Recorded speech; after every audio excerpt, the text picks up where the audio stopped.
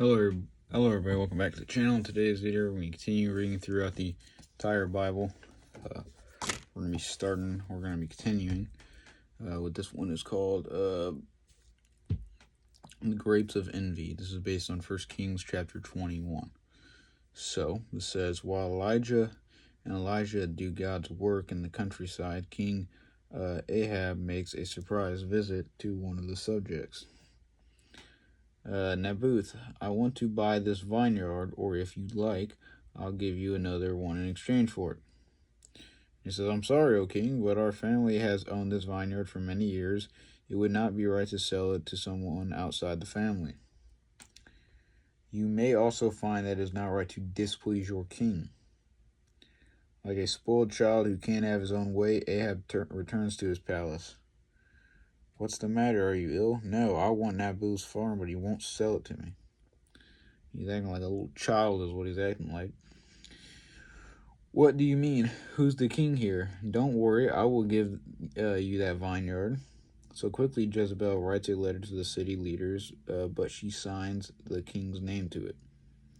Find two scoundrels and have them accuse Naboth of blasphemy against God, then stone Naboth to death. When the elders receive the letter, but Naboth is a good man. This letter may say Ahab, but it's the work of Jezebel. Do we dare disobey the orders if they came from the queen? Not if we value our lives. No one can save Naboth if Jezebel is out to get him. The elders carry out Jezebel's instructions exactly as she has commanded.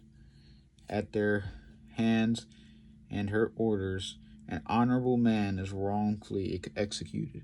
And this happens many times. People are wrongfully, convicted of things or executed or just whatever. And unfortunately, he had fell at the wrong end of the hand. He was a good man and he didn't deserve this.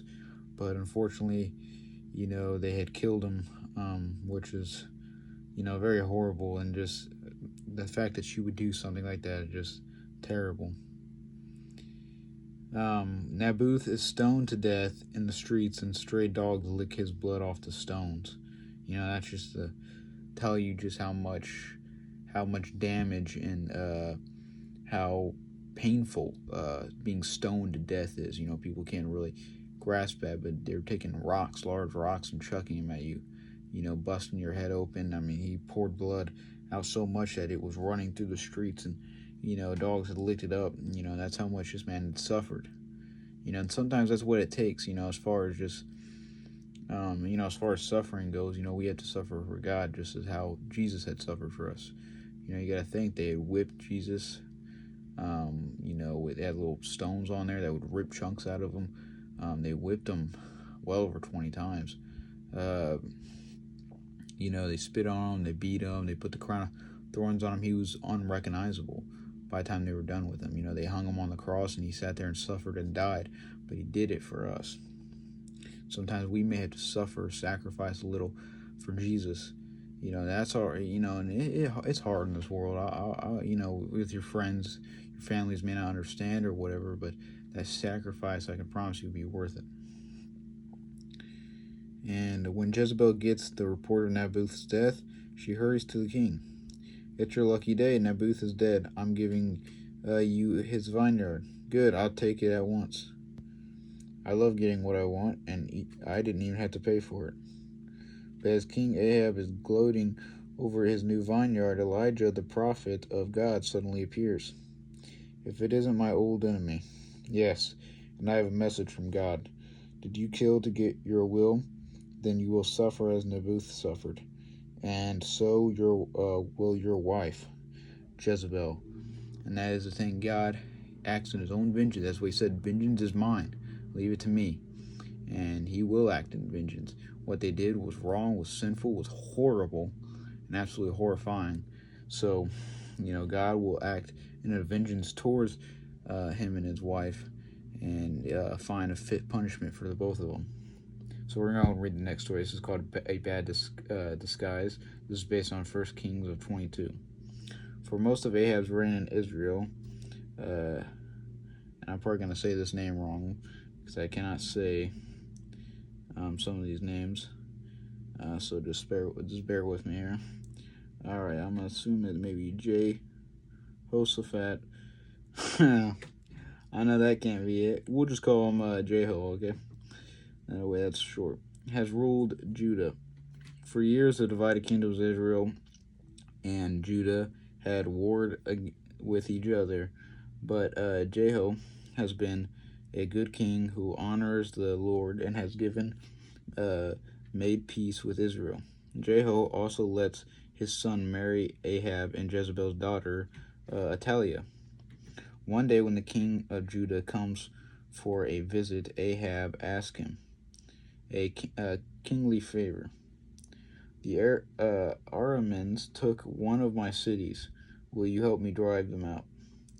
Your war is my war, Ahab, but you should seek the Lord's advice first. Ahab calls in 400 of his prophets. When he asks them if they should go to war, all of them give the answer he wants to hear. Attack and be victorious.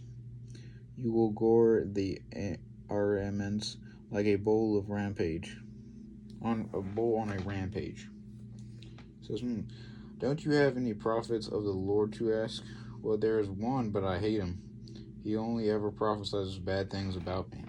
See, he only gets the guys to tell him what he wants to hear. It's not about our will. That's where the thing comes, Lord, let your will be done, not ours. So he's only getting them to say what he wants to hear. He wanted them to say, go to war and you'll be victorious. That's what he wants to hear. And Elijah always says bad stuff. Well, what he's talking about is because Elijah speaks the truth. It's things he doesn't want to happen or want to hear, but it's things that are going to happen.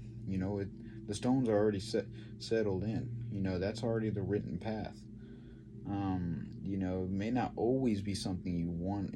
Sometimes it can be good things. Sometimes it can be bad things, but everything happens for a reason, and there's always something good to come out of everything. And sometimes it's better just to listen to God anyways, to save you the trouble. Unwillingly summoned, the prophet Micah duly appears before the king. I was sure he meant Elijah. Oh, most sincerely, my honored king, you will definitely win this battle. Attack and be victorious. Don't be sarcastic, tell the truth. You want the truth? All these prophets are liars, and the Arameans will certainly kill you. May I go now? See, I told you he hates me. Take him away, lock him up, and you'll get out of prison when I return safely.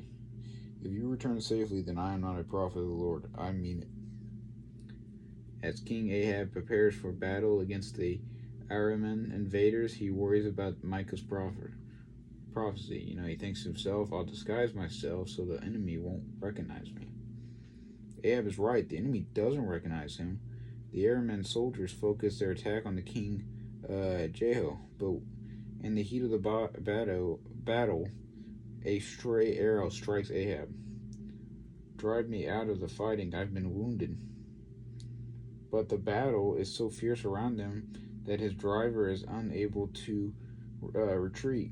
Ahab faints, dropped up for hours as he slowly bleeds to his death in his own chariot. When the battle finally ends for the day, look, the king is dead.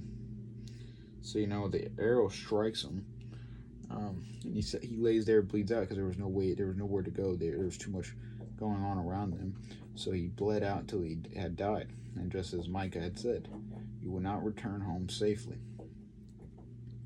Without their king, the Israelites retreat, and the campaign fails. King Ahab's body is taken back to the capital for burial, and his chariot is taken outside the city to be washed. Micah's prophecy and first part of Elijah's prophecy has come true.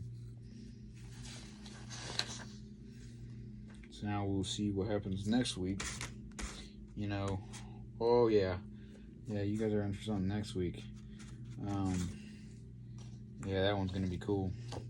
So I'll show you guys that. It's a great story, and it's an awesome thing that the Lord, how He uses His power with Elijah. So we will again read about that next week. Hope you guys learned something new. As always, take it easy, and I'll catch you guys next week.